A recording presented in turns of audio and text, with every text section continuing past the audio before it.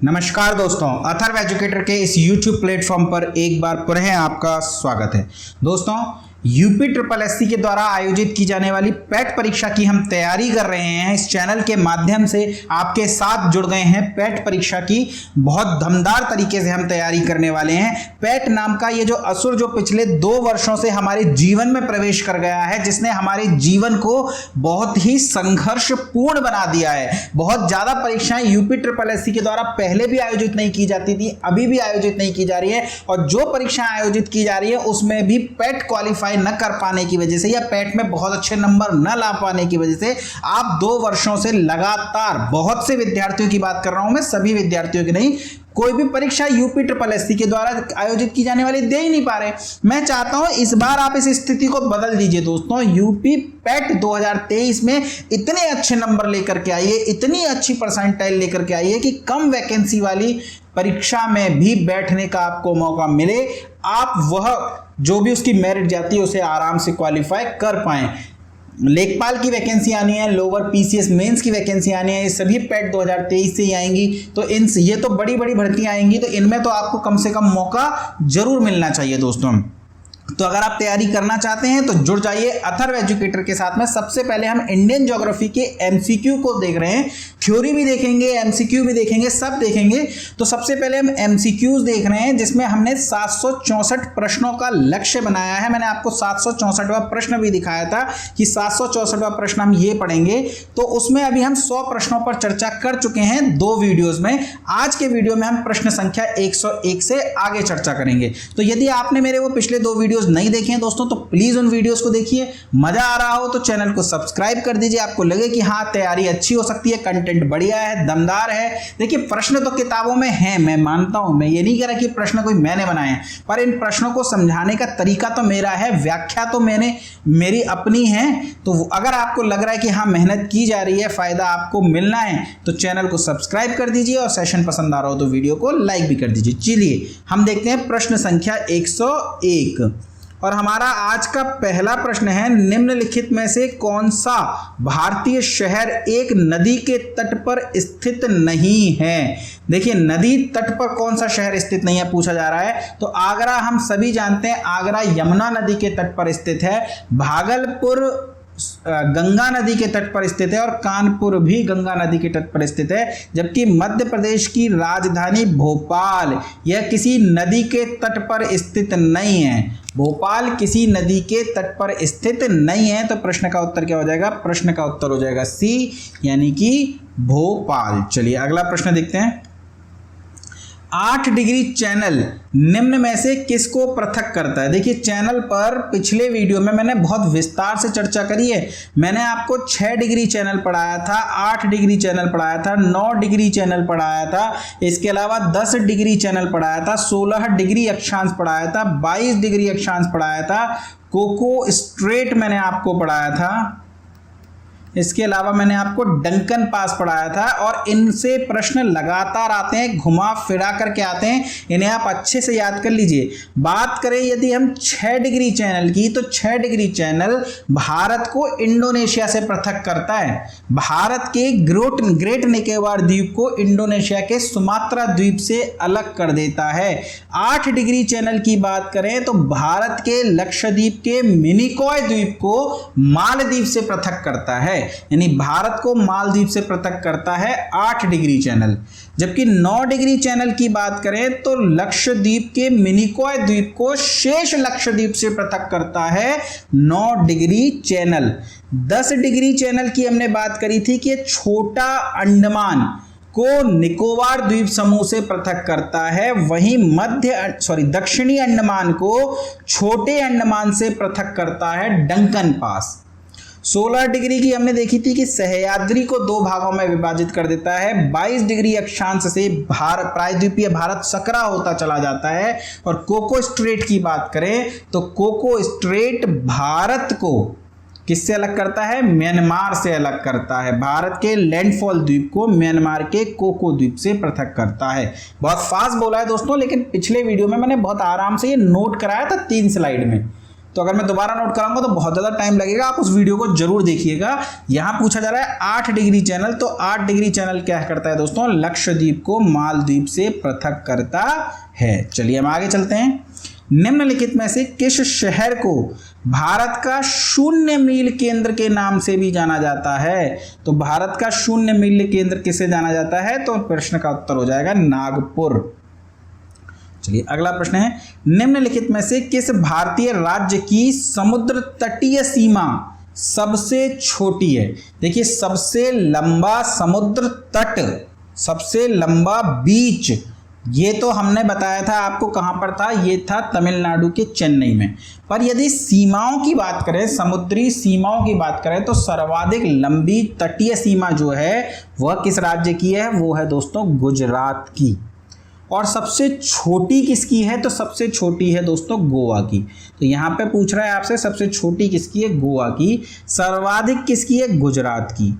दूसरे नंबर पे कौन है दोस्तों? कई बार ऑप्शन में गुजरात नहीं होता और निम्न में से करके पूछ लिया जाता है, तो दूसरे नंबर पे आता है आंध्र प्रदेश। तीसरे नंबर पे आता है दोस्तों तमिलनाडु। मैं आपको सारे नोट करा दे रहा हूँ, आप देख लीजिएगा आप कितना याद कर पाएंगे। तमिलनाडु, पर आजकल जिस हिसाब से कंपटीशन का लेवल है आपको सारे याद कर लेने चाहिए। चौथे नंबर पे महाराष्ट्र है। महाराष्ट्र के उपरांत केरल, केरल के बाद उड़ीसा, उड़ीसा के बाद कर्नाटक,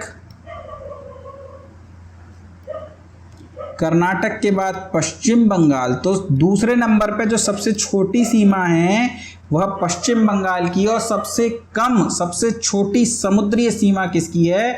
तो वो हो जाएगी गोवा की। क्रम याद रख सकें तो ठीक है, नहीं तो कम से कम शुरू के 2 और अंतिम 2 जरूर याद रखिएगा। गुजरात, गुजरात के बाद आंध्र प्रदेश, और सबसे छोटे में गोवा, और गोवा से तनिक ही बड़ी है पश्चिम बंगाल की। यानी ऑप्शन में यदि गोवा ना दे रखा हो तो मान के चलिएगा पश्चिम बंगाल आपको ऑप्शन में मिल जाएगा। चलिए आगे देख लेते हैं। बोमडिला दर्रा किस राज्य में स्थित है? तो बोमडिला दर्रा कहाँ पर है दोस्तों? दर्रों पर हमने पहले भी चर्चा करी है।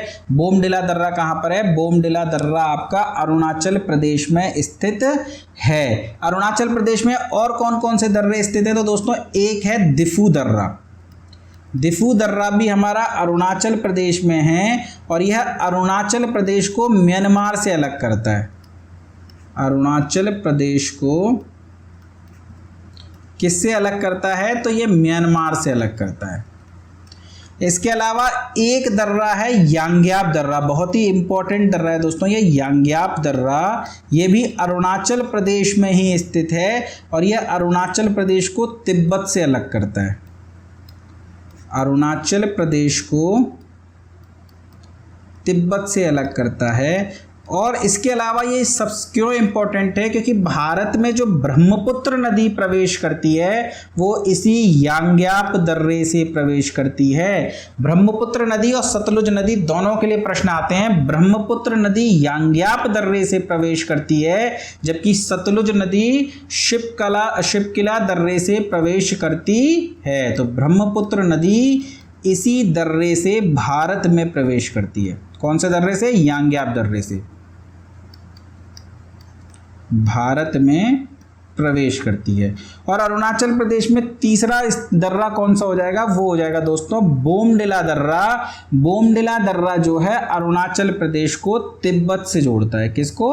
अरुणाचल प्रदेश को तिब्बत से जोड़ता है। कौन सा? बोमडिला दर्रा। चलिए आगे देखते हैं अगला प्रश्न। निम्नलिखित में से कौन सा राज्य पाकिस्तान से अपनी सीमा साझा नहीं करता? तो हमने पहले भी चर्चा करी है, पाकिस्तान से 3 राज्य और 2 यूनियन टेरिटरी सीमा साझा करती हैं। राज्य कौन कौन से हो जाएंगे? तो राज्य गुजरात है, राजस्थान है, पंजाब है, और यूनियन टेरिटरीज में बात करें तो जम्मू कश्मीर और लद्दाख। हरियाणा जो है पाकिस्तान से सीमा नहीं बनाता। हरियाणा तो कोई अंतर्राष्ट्रीय सीमा बनाता ही नहीं। 5 राज्य मैंने आपको लिखाए थे ना, कौन कौन से? 5 राज्य लिखाए थे, छत्तीसगढ़, हरियाणा, मध्य प्रदेश, तेलंगाना और झारखंड। ये 5 राज्य ऐसे हैं जो न तो कोई अंतर्राष्ट्रीय सीमा बनाते हैं और ना ही किसी भी प्रकार की समुद्री सीमा बनाते हैं। इसके साथ ही 9 राज्य ऐसे हैं जो समुद्री सीमा बनाते हैं। कौन कौन से? तो गुजरात, महाराष्ट्र, गोवा, कर्नाटक, केरल, तमिलनाडु, आंध्र प्रदेश, उड़ीसा और पश्चिम बंगाल।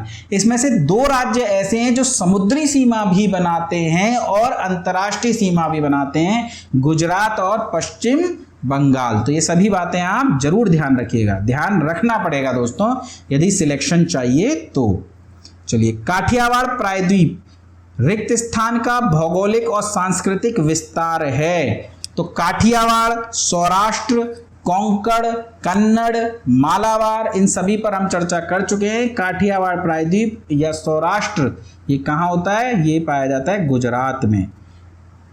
ठीक है, उसके अलावा जो है दमन से लेकर के गोवा तक का जो तट है वो कोंकण तट कहलाता है, कर्नाटक वाला तट कन्नड़ तट कहलाता है और केरल का जो तट है वो क्या कहलाता है दोस्तों? वह कहलाता है मालाबार तट। चलिए अगला प्रश्न देखते हैं। सतलुज नदी भारत में किस दर्रे से प्रवेश करती है? देखिए 2 दर्रे मैंने आपको बताए नदियों से रिलेटेड, एक यांग्याब दर्रा, यांग्याब दर्रे से ब्रह्मपुत्र नदी भारत में प्रवेश करती है। वहीं सतलुज नदी की यदि हम बात करें तो सतलुज नदी शिपकिला दर्रे से प्रवेश करती है भारत में। ठीक है, तो भारत में सीधे हिमाचल प्रदेश में प्रकट होती है शिपकिला दर्रे के माध्यम से, जबकि ब्रह्मपुत्र नदी अरुणाचल प्रदेश में आती है यांग्याप दर्रे के माध्यम से। अगला प्रश्न है, निम्नलिखित में से कौन सा राज्य भूटान से अपनी सीमा साझा नहीं करता है? भूटान से बात हो रही है दोस्तों। भूटान से कितने राज्य अपनी सीमा साझा करते हैं? तो भूटान से कुल 4 राज्य अपनी सीमा साझा करते हैं। और वो 4 राज्य कौन कौन से हो जाएंगे? तो एक तो हो जाएगा दोस्तों सिक्किम, सिक्किम के अलावा अरुणाचल प्रदेश, और अरुणाचल प्रदेश के अलावा और कौन कौन से हो जाएंगे? एक हो जाएगा आपका पश्चिम बंगाल और एक हो जाएगा दोस्तों आपका असम। तो सिक्किम, अरुणाचल प्रदेश, पश्चिम बंगाल और असम ये सभी जो है सीमा साझा करते हैं। तो आपसे पूछा जा रहा है कौन सा करता है? तो अरुणाचल प्रदेश करता है, मणिपुर, नागालैंड, मेघालय नहीं करते।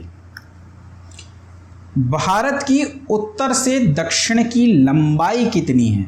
देखिए उत्तर की दक्षिण से लंबाई या फिर पश्चिम से पूर्व की चौड़ाई, दोनों ही प्रश्न आ सकते हैं। तो यदि हम बात करें लंबाई की तो लंबाई कितनी है? 3214 किलोमीटर। 1, 2, 3 और 4।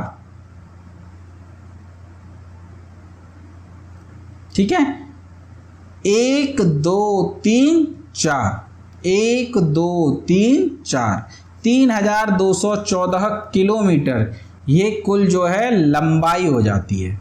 क्या हो जाती है दोस्तों? ये हो जाती है लंबाई, उत्तर से दक्षिण लंबाई। यदि बात करी जाए पूर्व से पश्चिम, इसे हम चौड़ाई बोलेंगे। देखिए लंबाई ज़्यादा होती है, चौड़ाई कम होती है ना। तो चौड़ाई की बात करें यानी पूर्व से पश्चिम, तो ये कितनी है? ये है 2933 किलोमीटर। 3 तिया 9 और फिर 2 यानी 3 3 और फिर 2 और 3 3 जा 9। इस तरीके से आप कुछ याद कर सकते हैं दोस्तों, बार बार प्रैक्टिस करेंगे तो आपको जरूर याद हो जाएगा। चलिए अगला प्रश्न देखते हैं। क्षेत्रफल के क्रम में भारत के 3 बड़े राज्य आपको बताने हैं। तो देखिए 3 नहीं, आपको 4 पता होने चाहिए क्योंकि आप है उत्तर प्रदेश के विद्यार्थी। भैया 4थे नंबर पे तो उत्तर प्रदेश है ना, तो 4 तो हमें पता ही होने चाहिए। तो सबसे बड़ा कौन सा है? सबसे बड़ा है राजस्थान, राजस्थान से छोटा मध्य प्रदेश और मध्य प्रदेश से छोटा महाराष्ट्र और 4थे नंबर पे आता है उत्तर प्रदेश। यानी क्षेत्रफल की दृष्टि से उत्तर प्रदेश 4था सबसे बड़ा राज्य है। वहीं बात करें यदि जनसंख्या की दृष्टि से, तो जनसंख्या की दृष्टि से सबसे बड़ा राज्य हो जाता है उत्तर प्रदेश। चलिए, केरल से गुजरने वाले अक्षांश रिक्त स्थान से भी गुजरते हैं। देखिए कोई भी अक्षांश इस तरीके से गुजरता है, तो अगर कोई अक्षांश गुजर रहा है किसी एक राज्य से तो उसके पड़ोसी राज्य से तो गुजरेगा ही गुजरेगा ना। तो यदि केरल से कोई अक्षांश गुजरता है तो केरल के पड़ोस में है तमिलनाडु, इसका मतलब है कि वह तमिलनाडु से भी गुजरेगा। प्रश्न का उत्तर क्या हो जाएगा? प्रश्न का उत्तर हो जाएगा बी। चलिए आगे देखते हैं प्रश्न संख्या 113। सोनभद्र जिले को स्पर्श करती है। देखिए उत्तर प्रदेश का एक ऐसा जिला जो 4 राज्यों से सीमा बनाता है। उत्तर प्रदेश ही नहीं बल्कि भारत का एकमात्र ऐसा जिला है जो 4 राज्यों से सीमा बनाता है। सोनभद्र के अलावा और कोई जिला नहीं है दोस्तों जो 4 राज्यों से सीमा बनाता है। मैं पूछूं वे 4 राज्य कौन कौन से हैं तो एक हो जाएगा बिहार, बिहार से ही अलग हुआ है झारखंड, एक हो जाएगा मध्य प्रदेश और मध्य प्रदेश से ही अलग हुआ है छत्तीसगढ़। ये 4 याद रखिएगा, बिहार, झारखंड, मध्य प्रदेश, छत्तीसगढ़, ये चारों जिले ऐसे हैं जो सोनभद्र जिले से अपनी सीमा बनाते हैं। चलिए आगे, भारत के पश्चिम में कौन सा समुद्र स्थित है? आसान सा प्रश्न है दोस्तों। पश्चिम में कौन सा है? पश्चिम में है अरब सागर, पूर्व में है बंगाल की खाड़ी और दक्षिण में है हिंद महासागर। तो प्रश्न का उत्तर क्या हो जाएगा? प्रश्न का उत्तर हो जाएगा बी यानी कि अरब सागर। अगला प्रश्न है, निम्नलिखित में से कौन सा उत्तर पूर्व या 7 सिस्टर स्टेट्स में नहीं है, यानी कि 7 सिस्टर स्टेट। देखिए उत्तर पूर्वी जिलों के राज्यों की बात करें तो कुल 8 राज्य आते हैं, पर उनमें से सिक्किम जो है वो 7 सिस्टर स्टेट्स में नहीं आता। 7 सिस्टर स्टेट में कौन कौन से राज्य आते हैं तो असम आता है, मेघालय आता है, त्रिपुरा आता है, चौथा हो जाएगा आपका मिजोरम, मणिपुर, नागालैंड और 7वां कौन सा हो जाएगा? 7वां हो जाएगा आपका अरुणाचल प्रदेश। ये जो है 7 सिस्टर स्टेट्स हैं। अब आप देख लीजिए ऑप्शन में कौन सा 7 सिस्टर स्टेट नहीं है, तो ये तो उड़ीसा दे रखा है, आसान तरीके से बनाया हुआ है। मेरे हिसाब से ऑप्शन में सिक्किम आपको मिलना चाहिए पेपर में, तो ध्यान रखिएगा सिक्किम जो है 7 सिस्टर स्टेट्स का हिस्सा नहीं है। चलिए आगे देखते हैं, भारत का कौन सा संघ शासित प्रदेश ऐसा है जिसमें 4 जिले हैं परंतु उनके किसी भी जिले की सीमा अन्य जिले से नहीं लगती? देखिए ऐसा एकमात्र संघ शासित प्रदेश पांडिचेरी है दोस्तों। हुआ क्या था, पांडिचेरी के ये जो 4 जिले हैं कौन कौन से, यदि मैं बात करूं ये 4 जिले कौन कौन से हैं तो माहे, यनम, कारिकाल और पांडिचेरी, ये फ्रांसीसी बस्तियां थी भारत में। इनका जब विलय किया गया भारत में तो इन्हें फ्रांसीसी याद में इन्हें जो है एक संघ शासित प्रदेश में शामिल कर दिया गया, पर इनकी सीमाएं एक दूसरे से बहुत दूर दूर हैं दोस्तों। कुछ केरल के जो है केरल में पड़ते हैं, कुछ तमिलनाडु में पड़ते हैं। प्रशासनिक दृष्टि से तो वो अलग हैं, बिल्कुल संघ शासित प्रदेश हैं, लेकिन ये जो है संघ शासित प्रदेश जिसके 4 जिले पर एक दूसरे से सीमा नहीं लग बनाते, तो कौन सा हो जाएगा? प्रश्न का उत्तर हो जाएगा पांडिचेरी। चलिए आगे देखते हैं, निम्नलिखित में से किस राज्य की भूमि भारत के पूर्वी और पश्चिमी तटों पर स्थित है? पूर्वी और पश्चिमी तट पर किस राज्य की, राज्य के साथ में दोस्तों यहाँ पर संघ शासित प्रदेश आना चाहिए, यूटी, तो उत्तर क्या हो जाएगा? पांडिचेरी। ठीक है, चलिए, निम्नलिखित में से कौन एक पश्चिमी तट द्वीप है? पंबन द्वीप, ये तो भारत और श्रीलंका के बीच पड़ता है यानी पूर्वी तट पर स्थित द्वीप है। बात करें परिकुड और हरिकोटा की, ये भी पूर्वी तट पर स्थित द्वीप हैं, जबकि एलिफेंटा ये महाराष्ट्र राज्य में पड़ते हैं। महाराष्ट्र राज्य में समुद्र के बीच में एक टापू है दोस्तों जहां पर एलिफेंटा की गुफाएं हैं जो राष्ट्रकूट कालीन हैं, और यहाँ पर त्रिमूर्ति की एक बहुत फेमस मूर्ति है, ब्रह्मा विष्णु महेश की त्रिमूर्ति मूर्ति, जो कि एलिफेंटा गुफाओं की सबसे प्रसिद्ध मूर्ति है। तो एलिफेंटा जो है ये पश्चिमी तट पर पड़ता है, ना कि पूर्वी तट पर। बाकी पंबन, परिकुट और श्रीहरिकोटा ये पूर्वी तट पर पड़ते हैं। चलिए आगे देखते हैं, आंध्र प्रदेश और तमिलनाडु के तटीय भूभाग को क्या कहते हैं? देखिए केरल के को क्या कहते हैं? मालाबार तट, कर्नाटक के को कन्नड़ तट, गोवा दमन से लेकर के गोवा तक कोंकण तट और गुजरात के तट को काठियावाड़ या सौराष्ट्र तट कहते हैं। वहीं बात करें आंध्र प्रदेश और तमिलनाडु के तट की तो इसे कोरोमंडल तट कहते हैं। उड़ीसा के तट को उत्तरी सरकार तट कहते हैं। तो आंध्र प्रदेश और तमिलनाडु के तटीय भूभाग को क्या कहते हैं? कोरोमंडल तट। केंद्र शासित प्रदेश लद्दाख में कितने जिले हैं? देखिए, जम्मू कश्मीर राज्य को 2 यूनियन टेरिटरीज में बांट दिया गया है, एक जम्मू कश्मीर और दूसरी लद्दाख। बात करें हम लद्दाख की तो लद्दाख में कुल 2 जिले हैं दोस्तों। कौन कौन से? तो एक हो जाएगा आपका कारगिल और एक हो जाएगा आपका लेह। तो कुल कितने जिले हैं? तो कुल 2 जिले हैं। भारत का भौगोलिक मानचित्र कौन तैयार करता है? भारतीय भूवैज्ञानिक सर्वेक्षण, भारतीय भौगोलिक सर्वेक्षण, रक्षा मंत्रालय या भारतीय सर्वेक्षण? तो भारत का जो मानचित्र है वो भारतीय भूवैज्ञानिक सर्वेक्षण विभाग के द्वारा तैयार किया जाता है। बांग्लादेश अपनी सीमा को किस भारतीय राज्य से साझा नहीं करता? यानी बांग्लादेश से कौन अपनी सीमा नहीं बनाता? तो बांग्लादेश से सीमा बनाने वाले राज्यों की बात करें तो इसमें एक हो जाता है आपका पश्चिम बंगाल, दूसरा हो जाता है असम, तीसरा हो जाता है मेघालय।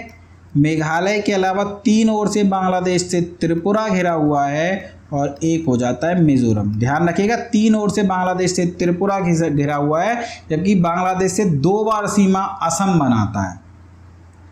ठीक है, तो कौन सा नहीं बनाता बांग्लादेश से सीमा? तो यहाँ पर प्रश्न का उत्तर क्या हो जाएगा? झारखंड। चलिए अगला प्रश्न है, भारत और पाकिस्तान के बीच की सीमा का निर्धारण किसने किया? तो भारत और पाकिस्तान के बीच की ये सीमा है, ये किसने बनाई है? ये बनाई है सर फॉरेल रेडक्लिफ ने। चलिए, निम्न में से कौन सा भारतीय द्वीप बंगाल की खाड़ी में स्थित है? बात करें द्वीप की तो अरब सागर में, लक्षद्वीप भी अरब सागर में, दमन तो कोई द्वीप ही नहीं है, अंडमान और निकोबार ये कहाँ पर है? ये बंगाल की खाड़ी में स्थित है। दमन द्वीप में से दीव ही द्वीप है, बाकी दमन तो मुख्य भूमि पर स्थित है। चलिए, निम्नलिखित में से किस शहर को पूर्व का स्कॉटलैंड कहते हैं? इम्फाल, शिलांग, आइजोल या सिलचर? तो बात करें पूर्व का स्कॉटलैंड किसे कहते हैं? तो ये कहते हैं शिलोंग को। निम्नलिखित राज्यों में से कौन बांग्लादेश के साथ अपनी सीमा साझा नहीं करता? तो अभी अभी हमने चर्चा करी, भारत जो है अपनी सर्वाधिक सीमा बांग्लादेश से ही बनाता है। कितनी? तो लगभग 4096 किलोमीटर। कितनी? 4096 किलोमीटर की। और इसमें बांग्लादेश से सीमा बनाने वाले राज्य कौन कौन से हैं? तो अभी हमने नोट करा, पश्चिम बंगाल, असम, मिजोरम, त्रिपुरा और मेघालय। मणिपुर जो है बांग्लादेश से सीमा नहीं बनाता है। इनमें से किस भारतीय राज्य की सीमाएं चीन, नेपाल और भूटान से जुड़ी हुई हैं? तो चीन, नेपाल और भूटान से कौन सा भारतीय राज्य सीमा बनाता है? तो वह बनाता है दोस्तों सिक्किम। सिक्किम के एक तरफ तो दोस्तों नेपाल है, दूसरी तरफ भूटान है और उत्तर में क्या है? उत्तर में इसका तिब्बत, जिस पर चीन का कब्जा है। चलिए आगे देखते हैं, भारत को रिक्त स्थान भौगोलिक क्षेत्रों में बांटा गया है। यानी ये पूछ रहा है भारत को कितने भौगोलिक क्षेत्रों में बांटा है। तो ध्यान रखिएगा दोस्तों, आपको ऑप्शन देखना पड़ेगा। ऑप्शन में 5 दिया हो तो 5 सही उत्तर हो जाएगा, 6 दिया हो तो 6 भी सही उत्तर हो जाएगा। बात करें यदि भारत को कितने भौगोलिक क्षेत्रों में बांटा है तो 6 के हिसाब से बात करें तो उत्तर का पर्वतीय प्रदेश, पहला कौन सा हो जाएगा? उत्तर का पर्वतीय प्रदेश। इसके अलावा दूसरा हो जाएगा मैदानी भाग, तीसरा पश्चिमी मरुस्थल,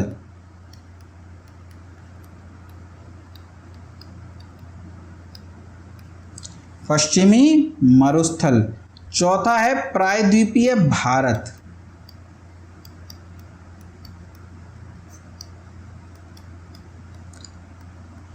पांचवा आपका तटीय प्रदेश और छठवां हो जाएगा दोस्तों द्वीपीय भारत। तो इन 6 प्रकार से जो है भारत का भौतिक विभाजन किया जाता है? पर ऑप्शन में देखिए 6 नहीं है, तो ध्यान रखिएगा पश्चिमी मरुस्थल को मैदानी भाग मानते हैं बहुत से विद्वान, तो इस हिसाब से उत्तर क्या हो जाता है? ऐसी स्थिति में उत्तर हो जाता है 5। चलिए, भारत में स्थित प्राचीनतम समूह की चट्टान है। देखिए मैंने आपको पहले भी कहा था चट्टानों का कोड आप याद कर लीजिए, इससे आपको पता लग जाएगा कौन सी चट्टान नवीनतम है, कौन सी प्राचीनतम है, किसका निर्माण किसके बाद हुआ है। और कोड क्या था? आधा कवि गोद में। आ से हमने देखा आर्कियन युग की चट्टान, धा से धारवाड़ क्रम की चट्टान, क से कुड़प्पा युग की चट्टान या कुड़प्पा क्रम की चट्टान, विंध्यन क्रम की चट्टान, गोंडवाना युग की चट्टान और दक्कन ट्रैप। ये सब मैं पहले भी नोट करा चुका हूं आपको, दक्कन ट्रैप की चट्टान। तो आपसे पूछ रहा है प्राचीनतम कौन सा हो जाएगा, तो प्राचीनतम कौन सी है? आर्कियन तंत्र। अगर इसी को अरेंज करने को बोल दे तो आर्कियन, आर्कियन के बाद कौन सी हो जाएगी दोस्तों? धारवाड़ ऑप्शन में है नहीं, कोडप्पा, तो कौन सी हो जाएगी? अगर मैं आपको बोलूं तो सबसे प्राचीनतम आर्कियन तंत्र, फिर कोडप्पा तंत्र, कोडप्पा के बाद विंध्यन तंत्र और विंध्यन तंत्र के बाद गोंडवाना। इस तरीके से भी क्रम लगाने को आपसे पूछा जा सकता है। तो अगर आपको ये कोड याद है तो आप प्रश्न का उत्तर बहुत आराम से दे पाएंगे। चलिए अगला है, भारतीय प्रायद्वीप रिक्त स्थान तक फैला हुआ है? अरब सागर, हिंद महासागर, हिमालय या बंगाल की खाड़ी? तो बात करें भारतीय प्रायद्वीप की, तो भारतीय प्रायद्वीप कन्याकुमारी तक फैला हुआ है। और उसके बाद क्या है? उसके बाद है दोस्तों हिंद महासागर। तो यदि हम बात करें प्रश्न के उत्तर की, तो हमारे प्रश्न का उत्तर क्या हो जाएगा? हिंद महासागर। चलिए अगला है, रिक्त स्थान पठार गारो पहाड़ियां खासी पहाड़ियों जयंतिया पहाड़ियों में उपविभाजित है, जिसका नाम इस क्षेत्र में रहने वाले आदिवासी समूहों के नाम पर रखा गया है। तो कौन कौन सी जनजाति हैं? गारो, खासी और जयंतिया। कहाँ पाई जाती हैं? मेघालय में पाई जाती हैं। और मेघालय जो है, यही इस प्रश्न का उत्तर है, मेघालय। यही तो पूछ रहा है किस राज्य में पाई जाती हैं। तो गारो, खासी और जयंतियाँ, ये तीनों आज जनजाति पूछ ले आपसे तो मेघालय में है, और पहाड़ियाँ पूछ ले तो ये पहाड़ियाँ भी मेघालय में है। कीपनुमा पहाड़ियाँ हैं ये। हिमालय पर्वतमाला को किसमें विभाजित किया जाता है? देखिए हिमालय पर्वतमाला की बात करें तो ट्रांस हिमालय के बाद महान हिमालय आता है, जिसे हिमाद्री के नाम से भी जानते हैं। उसके बाद लघु हिमालय आता है, जिसे मध्य हिमालय या हिमाचल के नाम से भी जानते हैं। और सबसे अंत में आती हैं शिवालिक। तो हिमाचल, हिमाद्री और शिवालिक, यही हमारे प्रश्न का उत्तर हो जाएगा, यानी 132 का हो जाएगा बी। निम्न हिमालय और रिक्त स्थान के बीच लंबवत घाटी को दून के नाम से जाना जाता है। निम्न हिमालय यानी कि लघु हिमालय। तो लघु हिमालय के बाद आती हैं शिवालिक की श्रेणियां। तो लघु हिमालय और शिवालिक की श्रेणियों में जो लंबवत घाटी पाई जाती है उन्हें दून के नाम से जानते हैं। एग्जाम्पल देखा जाए तो हरिके दून, देहरादून, ये सभी क्या हैं? ये सभी दून हैं।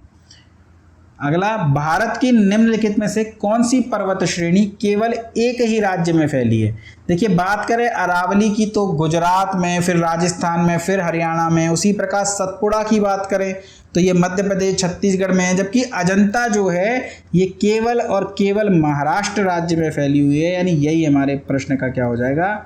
उत्तर हो जाएगा।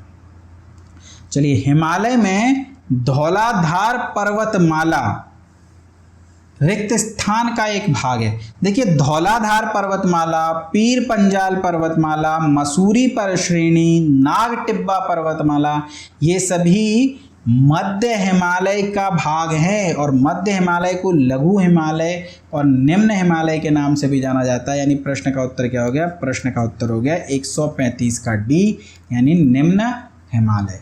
चलिए, भारत का सर्वाधिक खनिज युक्त शैल तंत्र है। देखिए सर्वाधिक खनिज वाली जो शैल तंत्र है, अगर आपसे वो पूछी जाए तो प्रश्न का उत्तर हो जाएगा धारवाड़। धारवाड़ क्रम की जो चट्टानें हैं उनमें सबसे ज़्यादा खनिज पाया जाता है, विशेषतः धात्विक खनिज। यहाँ पर लोहा, तांबा, सोना जैसी धातुएं प्रचुर मात्रा में पाई जाती हैं। तो सबसे खनिज युक्त शैल कौन सा हो जाएगा, तो वो हो जाएगा ए, यानी कि धारवाड़ तंत्र का। चलिए, अरावली पर्वतमाला के उच्चतम बिंदु का नाम क्या है। अरावली पर्वतमाला जो विश्व की सबसे प्राचीन पर्वतमालाओं में से है, उसका जो हाईएस्ट पीक है वो है गुरु शिखर। गुरु शिखर जो कि माउंट आबू पर स्थित है। राजस्थान के सिरोही जिले में पर्वत है माउंट आबू, और इसी माउंट आबू पर स्थित है यह गुरु शिखर चोटी। ध्यान रखिएगा, दिलवाड़ा के जैन मंदिर पूछा जाता है आपसे, वो भी इसी माउंट आबू पर है। और गुरु शिखर पर्वतमाला जो हिमालय की सबसे ऊंची पर्वत चोटी है, वो भी माउंट आबू पर ही स्थित है। अगला प्रश्न है, निम्नलिखित में से कौन सा जिला धारवाड़ बहुस्तरीय संरचना वाला नहीं है। दोस्तों ये केवल बिहार के विद्यार्थियों के लिए, पर ये जहां से मैं ये प्रश्न ले रहा हूं वहां पे ये प्रश्न था तो मैंने यहाँ पर डाल दिया। बीपीएससी में आया हुआ है, सिर्फ बिहार के विद्यार्थी पढ़ें, बाकी रिपीट हो जाए तो पूछा जा सकता है। तो धारवाड़ बहुस्तरीय संरचना वाला जिला कौन सा नहीं है, तो वो है दोस्तों प्रश्न का उत्तर रोहतास। चलिए, हिमालय की श्रेणी में कौन प्राचीनतम है। तो देखिए, सबसे प्राचीनतम तो ट्रांस हिमालय है। ट्रांस हिमालय के बाद बना वृहत हिमालय, वृहत हिमालय के बाद बना है मध्य हिमालय, और मध्य हिमालय के बाद बना है शिवालिक। तो सबसे प्राचीनतम कौन सा हो जाएगा, सबसे प्राचीनतम हो जाएगा वृहत हिमालय श्रेणी। चलिए, अगला प्रश्न 140वां है, हिमालय पर्वत श्रेणी निम्न में से किस राज्य का हिस्सा नहीं है। तो बात करें हिमालय पर्वत श्रेणी की, तो ये जम्मू कश्मीर, हिमाचल प्रदेश, उत्तराखंड, इसके अलावा आपका फिर उत्तर पूर्वी प्रदेशों में असम, अरुणाचल प्रदेश, इन सभी का हिस्सा है। लेकिन उत्तर प्रदेश में हिमालय नहीं है। उत्तराखंड के विभाजन से पहले उत्तर प्रदेश में हिमालय मिलता था, पर वर्तमान में उत्तर प्रदेश में हिमालय स्थित नहीं है। तो प्रश्न का उत्तर क्या हो जाएगा, प्रश्न का उत्तर हो जाएगा बी। निम्नलिखित में से कौन सी हिमालय की दूसरी सबसे ऊंची चोटी है। माउंट एवरेस्ट, धौलागिरी, मकालू या केटू। दोस्तों एक प्रकार से देखा जाए तो ये प्रश्न गलत है, पर आरआरबी एनटीपीसी 2021 में ये आया था और हिमालय की दूसरी सबसे ऊंची चोटी केटू को मान लिया गया, जबकि केटू जो है वो ट्रांस हिमालय की सबसे ऊंची चोटी है। भारत की सबसे ऊंची चोटी तो है, पर ये हिमालय में नहीं बल्कि ट्रांस हिमालय में स्थित है। और हिमालय की जो सबसे ऊंची चोटी है वो माउंट एवरेस्ट के बाद कौन सी हो जाएगी, कंचनजंगा। तीसरे नंबर पर मकालू आता है, चौथे नंबर पर धौलागिरी, पांचवें नंबर पर नंगा पर्वत, छठे नंबर पर अन्नपूर्णा, सातवें नंबर पर नंदा देवी और आठवें नंबर पर नामचा बारवा। यानी तीसरे नंबर पे मकालू आता है, पर दूसरे नंबर पे कंचनजंगा होना चाहिए, जो ऑप्शन में नहीं है। तो इस प्रश्न के अनुसार केटू को मान लिया गया, पर मान लीजिए यही प्रश्न होता और केटू और कंचनजंगा दोनों ही ऑप्शन में दिए होते, तब ऐसी स्थिति में अगर आपने केटू किया होता ना तो वो गलत हो जाता। पर ठीक है, अभी बोर्ड ने भी यही माना और एप्रोप्रिएट आंसर कुछ मिल नहीं रहा, तो हम केटू को मान सकते हैं, हालांकि ये गलत है। चलिए आगे देखते हैं अगला प्रश्न। रिक्त स्थान भारत के उत्तर में एक दीवार बनाते हैं, तो उत्तर में कौन दीवार बनाएंगे, उत्तर में बनाएंगे उत्तरी पहाड़। अगर ये उत्तर के ये पर्वतीय प्रदेश नहीं होते तो जो ठंडी हवाएं उत्तर से आ रही हैं वे सभी भारत को बर्फ की तरह ठंडा कर देती है, बर्फ जमी होती है पूरे भारत में। तो ये जो पहाड़ हैं ये एक दीवार बनाते हैं, तापमान को रोकते हैं, शीतलता को भारत में प्रवेश करने से रोकते हैं। चलिए अगला प्रश्न है, हिमालय पर्वतमाला का वह हिस्सा जो तीस्ता और दिहांग नदी के बीच स्थित है रिक्त स्थान के रूप में जाना जाता है। तो दोस्तों हिमालय का प्रादेशिक विभाजन आपको पता होना चाहिए। सबसे पहले यदि हम बात करें पंजाब हिमालय की, तो यह सिंधु नदी से सतलुज नदी के बीच का हिस्सा है। सिंधु नदी से सतलुज नदी के जो बीच का हिस्सा है उसे पंजाब हिमालय के नाम से जाना जाता है, जबकि सतलुज नदी से काली नदी के बीच का जो हिस्सा है वह कुमायूं हिमालय कहलाता है। सतलुज नदी से काली नदी। जबकि बात करें यदि नेपाल हिमालय की, यहाँ पे नेपाल हिमालय नहीं दिया हुआ, तीसरा हो जाएगा नेपाल हिमालय। नेपाल हिमालय जो है दोस्तों वह काली नदी से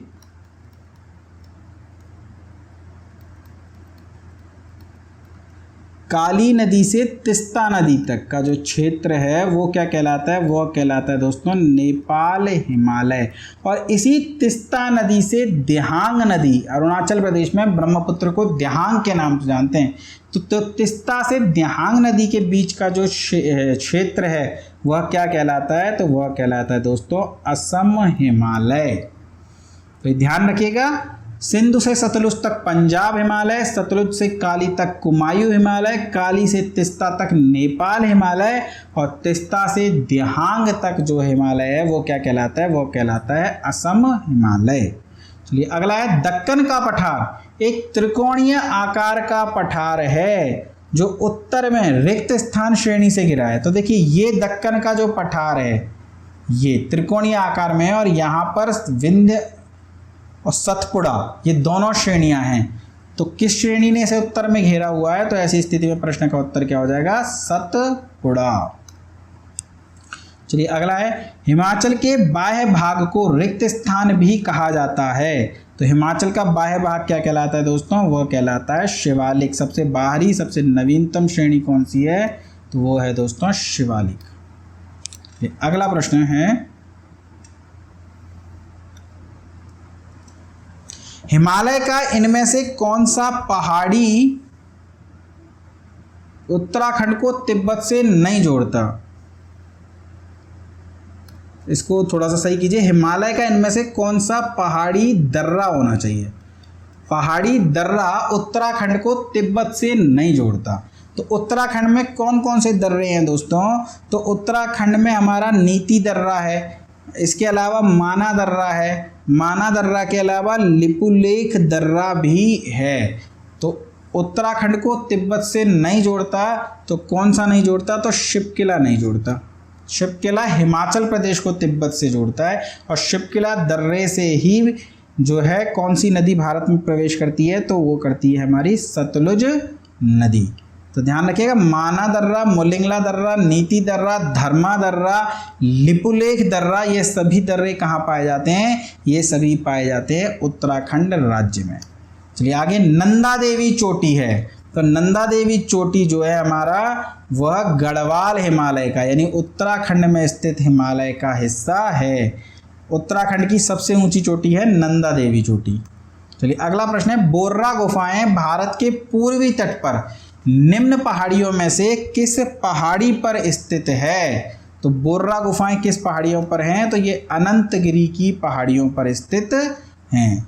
चलिए अगला, दिसंबर 2019 में हिमाचल प्रदेश में रोहतांग गलियारे का नाम बदल करके क्या रख दिया गया। तो रोहतांग गलियारे का नाम 2019 में अटल सुरंग रख दिया गया। ये 10,000 फीट से ऊंचाई पर स्थित सबसे लंबी सुरंग है अटल सुरंग। चलिए इस वीडियो का अंतिम प्रश्न है, निम्नलिखित में से किसको सह्याद्री पर्वतमाला भी कहा जाता है। पूर्वी घाट, पश्चिमी घाट, शिवालिक की पहाड़ियां या विंध्य पर्वत। तो पश्चिमी घाट का जो उत्तरी हिस्सा है उसे सह्याद्री पर्वतमाला भी कहते हैं और सह्याद्री पर्वतमाला को 2 बराबर हिस्सों में बांट रहा है 16 डिग्री अक्षांश। तो ध्यान रखिएगा, ये थे आपकी आज के वीडियो के 50 महत्वपूर्ण प्रश्न। 50 अगले प्रश्नों के साथ हम आपके सामने जल्दी हाजिर होंगे। तब तक दोस्तों यदि आपको लगे कि आपके लिए मेहनत की जा रही है तो प्लीज़ चैनल को सब्सक्राइब कीजिए, वीडियो को लाइक कीजिए, पढ़ते रहिए, मस्त रहिए, चैनल को शेयर सब्सक्राइब